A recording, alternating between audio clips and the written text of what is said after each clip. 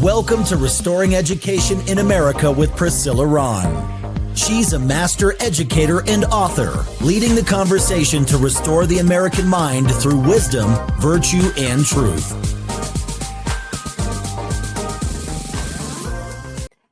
Well, hello, everybody. Welcome to Restoring Education in America. I'm your host, Priscilla Rahn, and I'm so excited you've decided to join the conversation today.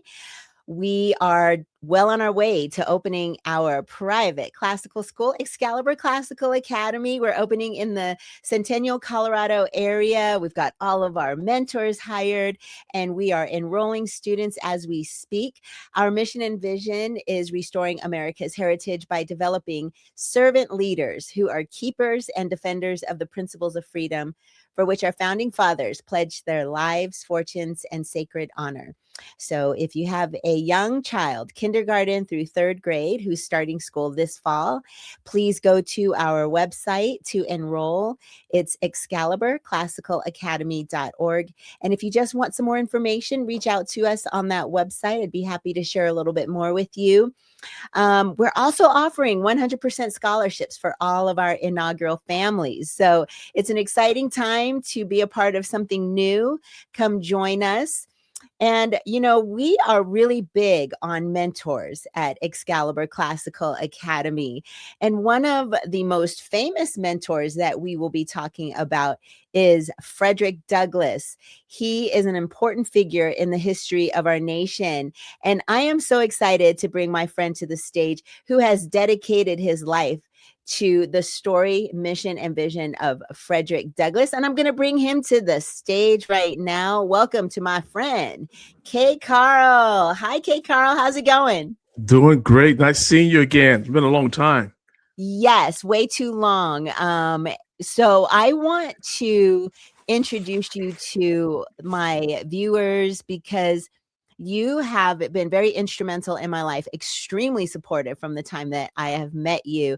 I'm trying to remember how we originally met through our friend. We have a mutual friend, don't we? With Rocky Casper. leadership. Was it Casper? Casper. Yeah. Okay, how did you and Casper meet? Well, how did Casper and I meet? Oh, I attended a Western conservative conference that they had. I don't know if they still have it. Mm-hmm. And Casper was there in attendance there, and I was there doing a breakout session at that Western conservative conference, and we met then.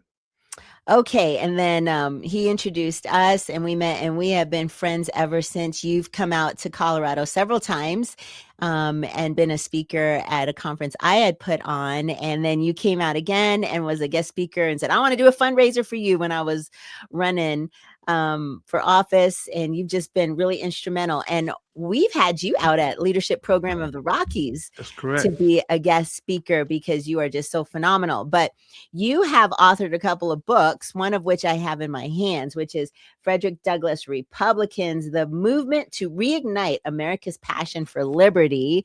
And you have an incredible strategy with this. Talk a little bit about this book in particular and what inspired you to write this book. Yeah, that's the first book I wrote back in 2011, I believe.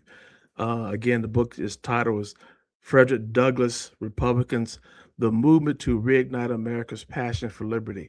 And in that book, I introduced to America the Frederick Douglass Republican Engagement Strategy, which is a persuasive messaging model that I received through divine providence, really, to teach and empower conservatives how to have conversations with people and not confrontations, how to change hearts and minds and empower people to vote differently based on our message. So it's based on the liberty message of Frederick Douglass. The engagement strategy is based on the diversity engagement strategy, of the Apostle Paul. We really think about it. Paul was a diversity engagement specialist. He was commissioned by God to take the gospel to the Gentiles, people of different ethnicities. And it's also based on the outreach ministry of Jesus Christ coming out of first chapter of Acts, when Christ trained the disciples for 3 years and told them how to disperse themselves into their community, to people outside the community, and then to the wider world. So I've only known you as a conservative, but you Yeah. weren't always a conservative, were Oh you? no. Oh no. I guess I've always been one. I just didn't know it because I grew up as a Democrat here in Alabama, but I came from conservative values. When you really think about it, I grew up in a Christian home. And I just wasn't, of course, in our community, you probably know we wasn't using that word conservative, of course, to identify ourselves politically.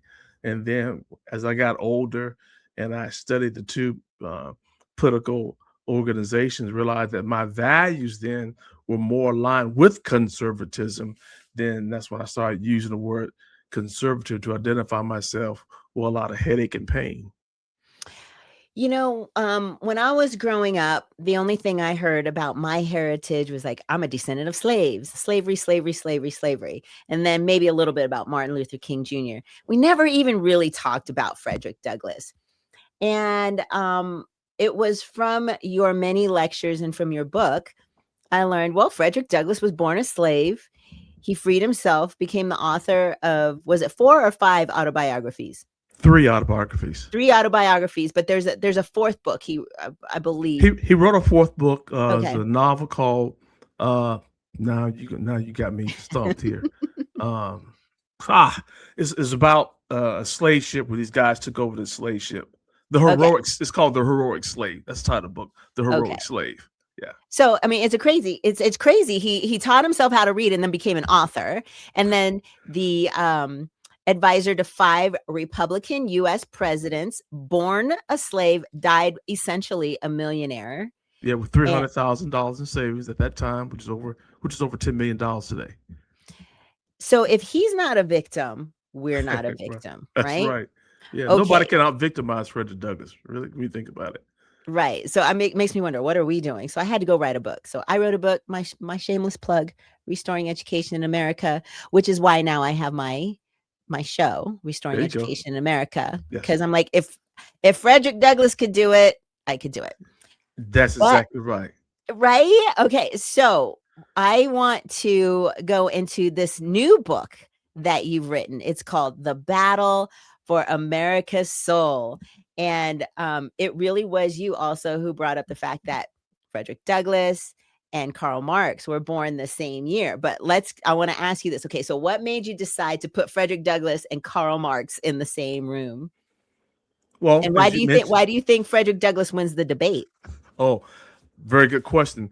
The title of the book is, what you just gave with the subtitle. The title of the book is Douglass versus Marx, and the subtitle, The Battle for America's Soul. Okay. So, as you're right, Douglass and Karl Marx were contemporaries.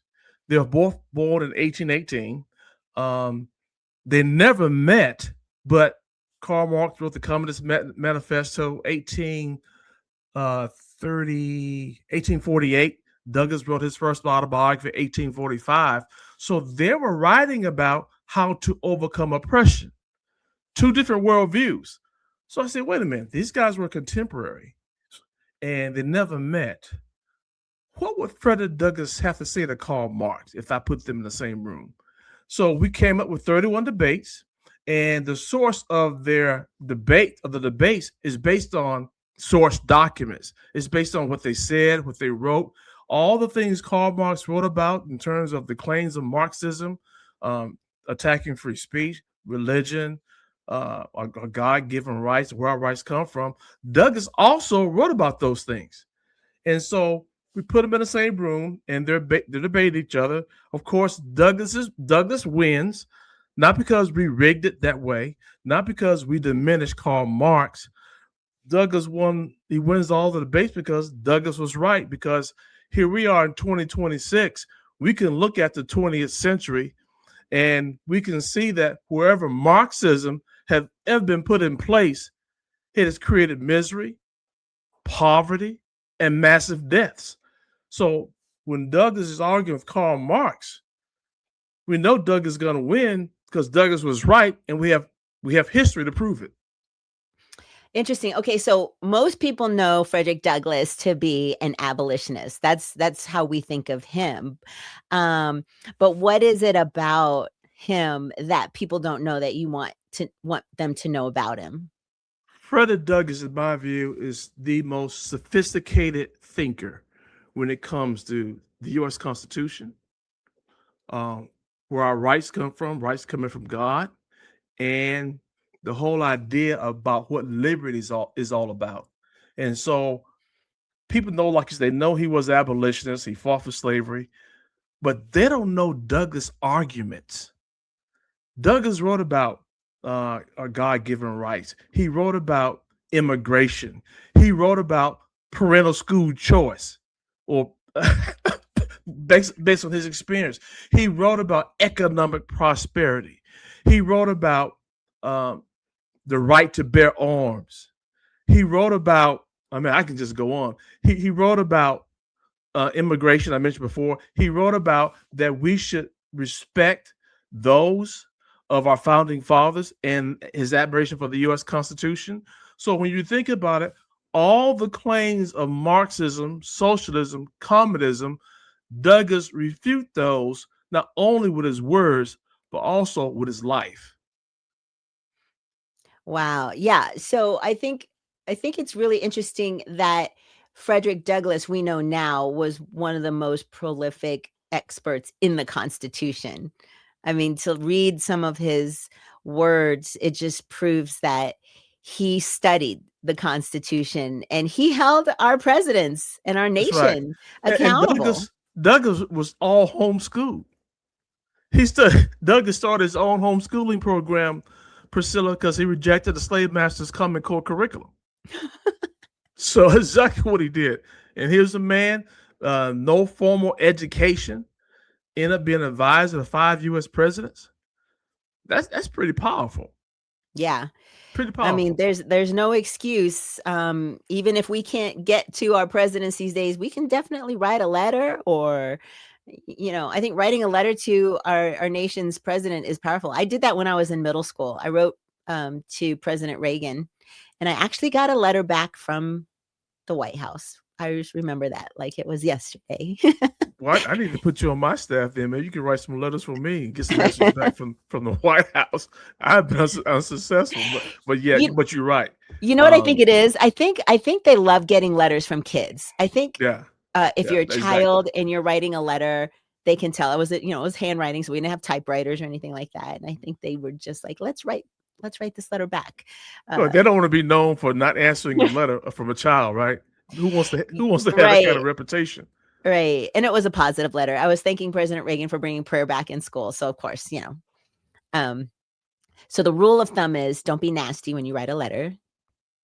Yeah. And give credit where credit is due. Yeah. Exactly. So in your book, you describe it as a tactical manual rather than a history book. So what do you mean by that? And who did you write this book for? Yeah, the book Douglas versus Marx, it's not a history book. It is, because the history book tells you what happened. This is indeed a tactical manual because it tells you what you need to do to defeat Marxism, to stand up for liberty. So every page you turn to, you can use that information in that book to help you defend liberty. Because the way the book is written, you have 31 debates. Every debate is followed by a reflection, the moral of the story, talking points. Now we put talking points in there, so now you could use those talking points regarding that particular topic or the issue to help you better articulate what you believe in and why you embrace that particular aspect of liberty with the U.S. Constitution. And then there are discussion questions. Every debate has about at least 5 discussion questions with suggested answers or solutions to those questions. Okay, so it's a tactical manual. It's not something you read and put it on the shelf. It's something that you want to keep with you because it's loaded with good ammunition. And I can give you an example. One of the debates that was just used recently, a young man had been reading Douglas versus Marx. He's a college student. His name is KJ. And in his history class, the professor stood up and said that the Constitution was a racist document, and he referred to the 3/5 clause of the Constitution and saying blacks are 3/5 of a human being. But KJ had been reading Douglass versus Marx. He respectfully and articulated himself and brought Douglass into the conversation in the classroom and to refute what the teacher had to say. Now, had he not been reading Frederick Douglass, he would sat there and absorbed it. Mhm. But by having read Frederick Douglass and had it with him, he was able to push back against that radical liberal professor. And not only did he win the argument with the professor, he also won the classroom. Because other students then, they start asking him questions because they want to know the truth. No, you're making a really great point. I think that's one great example of how I remember learning about the 3/5 clause and leaving thinking that it was racist. It was a racist decision because my history teacher didn't explain it the truth. Like That's right. we're trying to get to the truth of what our history says. And the fact that Abraham Lincoln could keep the Union together and that our Congress could keep the Union together, it's remarkable. And can you just real quickly break down for maybe our listeners who don't really understand what the 3/5 clause meant? Can you Sure. briefly explain what really happened in that? Yeah. So in the Constitution, it says that for every 30,000 citizens, you get one congressional representation. So what the southern states wanted to do, consider now you had like 4 million blacks in slavery. So the southern states, okay, we want to count every slave as one person, one vote to increase their numbers in Congress. That's a lot of representation. But the northern states said, no, if you free them, we'll let you count them as one person, one vote. But they're trying to get this constitution ratified. So the free states pushed back and said, we will let you count the slave population at 3/5 of a vote. So the 3/5 of a vote was not saying that, talking about the humanity of black people. It was used for congressional representation in Congress. So basically what happened by coming up with the 3/5 clause, it really cut the Southern chance of having majority in Congress to keep slavery going. And in 1860, Douglass spoke about this very thing because if you recall, Priscilla, when Douglass first escaped from slavery and met with William Lloyd Garrison, he believed what Garrison told him, that the Constitution was a pro-slavery document. Then Douglass did something on his own. He read the Constitution for himself and found out that wasn't true, to include their story of what they told him about the 3/5 clause. So Douglass wrote about this and spoke about this in 1861. I believe he was in Glasgow, Scotland. So Douglass, in his own words, gives clarity to the 3/5 clause. That's what KJ used in his rebuttal to that liberal professor in that classroom. It was last year he did that. It's sad that you can become a professor, get a PhD, and still not really know the truth about history. If you're supposed to be teaching, I don't know what he was teaching, history or politics or what, but I mean, it's really, really sad that he was teaching history. Oh my goodness. Yeah, I mean, I've had middle school history teachers say that Abraham Lincoln was a racist. And I'm like, no, he wasn't. Yeah. Or that he was a Democrat. That comes out too. Right. Well, here's the point. I guess the takeaway is this, because you've been fighting the school system for years and trying to get them to educate our children, not to indoctrinate our children. But beyond, and you know this, to get the public school system to do what we want them to do for us, educating our child, that's a fight that's going to probably take another 30, 40 years. We really can't wait that long, because during that process, we're going to lose a generation of children. So I contend what we have to do, the responsibility comes upon the family. We must make sure our children are prepared before they walk into that classroom. That's why the book is important. That's why the book was written, to equip those students now in these high schools and college campuses with the truth about liberty, with the truth about the Constitution and the Founding Fathers, all the things the left tried to demonize and belittle. Douglass wrote about those things with a different worldview than Marx, and now these students are equipped with that book in their hand to go in and challenge these professors by bringing up the liberty message of Frederick Douglass. And the way I like to put it, the most effective counter message to Marxism is Frederick Douglassism. But most folks don't know it exists. That's what we got to get our heads in the book. Gosh, so many things to unpack. I will say, okay, so I took my students on a field trip to Boston, New York, and Philadelphia a couple of weeks ago. And when you go to some of these historic sites, you pick up these little pocket books. Okay, they're like little pocket books. Like even the Constitution is like a little pocket book. And I really like these because they're small, but they have a lot of content. And I think conceptually this format works great. So I want your book in a little pocket format. But you know how you made your cards for this that you could keep with you or give away? Are you going to create something like that for your new book? I'm thinking now. I have not thought about that. So run it by me one more time as I process what you're saying. Yeah. Okay. So this is Common Sense by Thomas Paine. That's a handbook. Okay. This is a handbook, The American Flag, a handbook on the history and etiquette of the American flag. They're like little books. How many pages is that? The Bill of Rights. The Bill of Rights. Here's the bill, in a pocket, and you can get. It's hard to see. Let's see. How many pages is on average? The American flag. Okay, so the American flag is, let's see if they have page numbers. That's 32 pages. Okay. This one is like 52 pages. The Bill of Rights is 52 pages.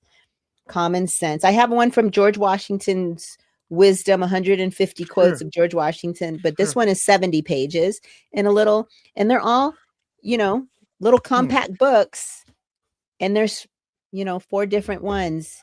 So you got me thinking, because as a possible compact book that's so needed, especially as we celebrate the 250th birthday of our nation, is to do a compact book just on Douglass's "What to the Slaves of the 4th of July" speech, because that is so misguided in terms of how the left treats that speech to misguide people. So that'd be a powerful one.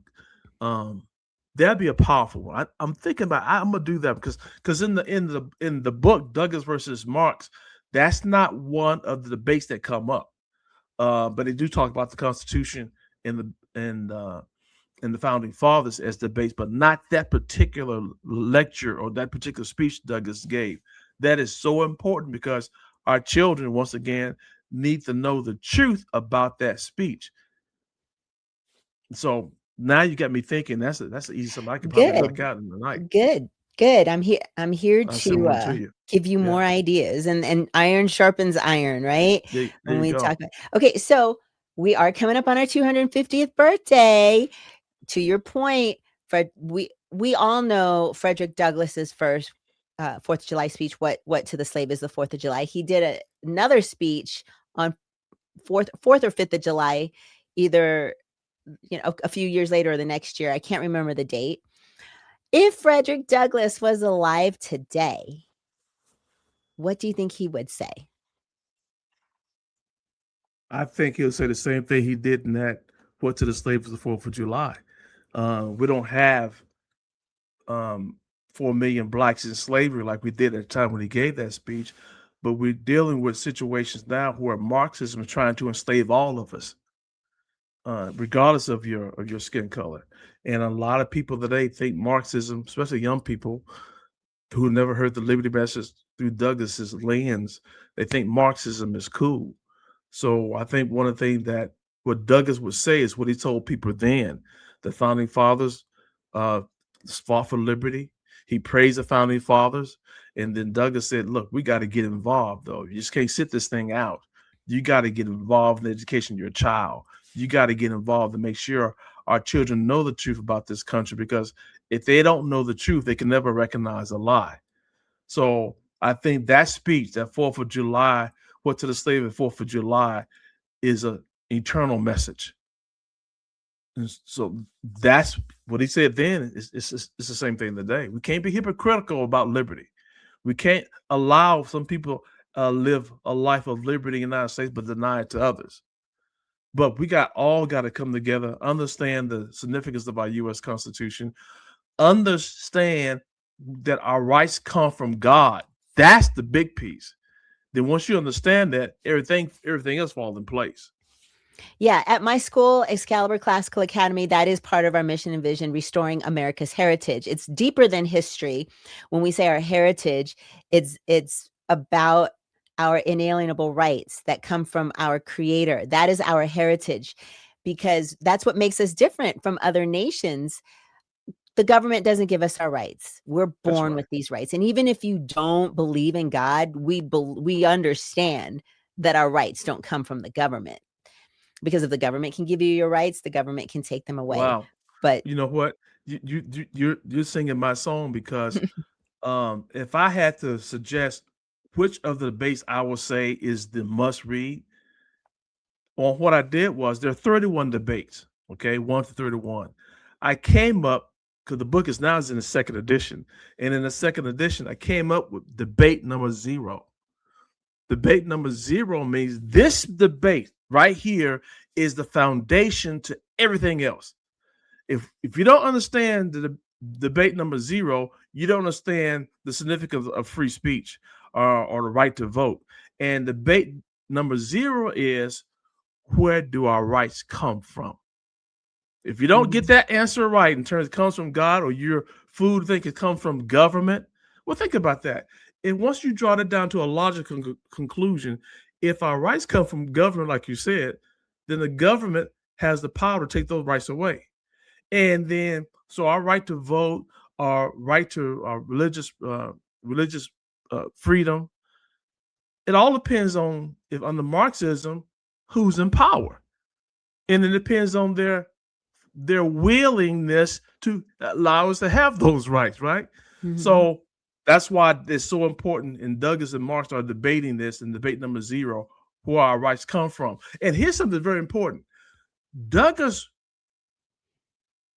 wrote about all the evils of Marxism before the word Marxism was invented. And I say that because Douglass wrote about the nature of slavery. Marxism is a form of slavery. And in Douglass' speech, he had a speech called The Nature of Slavery. In that speech, he said the first aim of slavery is to separate a man and woman from God. Well, that is also the first aim of Marxism or communism, is to separate us from God. So once people realize that Douglass had a lot of things to say, he was an extensive writer, and learn about Douglass's arguments and his philosophy and his ideology. He wasn't just a runaway slave that did not leave us a literary legacy. Thank God we have that literary legacy to refute the lies and the false rhetoric of Marxism, communism, and anybody who wants to take our God-given rights away. Douglass wrote about those things. The sad thing is, Priscilla, most people don't know it exists. Well, it exists, and it's in the form of the book, Douglass versus Marx, The Battle for America's Soul. Okay, where can people find your book? Of course, it's on Amazon, but I encourage people, don't go to Amazon and give Bezos any more money. Come to our website, and I sent it to you in the chat. You can post it up if you want to. The website is KCarl, KCarl, KCarl.company.site, SITE. And I apologize for being long, but once again, it's KCarl, KCarl.company.site, SITE. All right. I would encourage everybody to go get this book. I am going to buy a book because I believe in capitalism, and you have earned it. And I'm going to try to find a spot on I'm going to have to expand my bookshelf. We're gonna have to finish up getting that box. We're working right now. Put the book in putting the book in audio format. Okay. That's No, what I'm I working like on to right have the now. book, and you need to sign it. Okay, so when you see the order Yeah, come through, you got to sign it and most send it to me. definitely. Most Okay. definitely. Well, okay, Karl, we've got to land our plane here. I really appreciate you spending time talking about your book and your love and passion for Frederick Douglass, and for being my mentor about all things Frederick Douglass and his liberty message, and the life empowering values in our Constitution. So, KCarl, thanks so much. And to my listeners, thanks for tuning in. And remember, educating the mind without the heart is no education. So seek wisdom, cultivate virtue, and speak truth. Thanks for tuning in to Restoring Education in America with Priscilla Rahn. Visit PriscillaRahn.com to connect or learn how you can sponsor future episodes to keep this message of faith, freedom, and education on the air.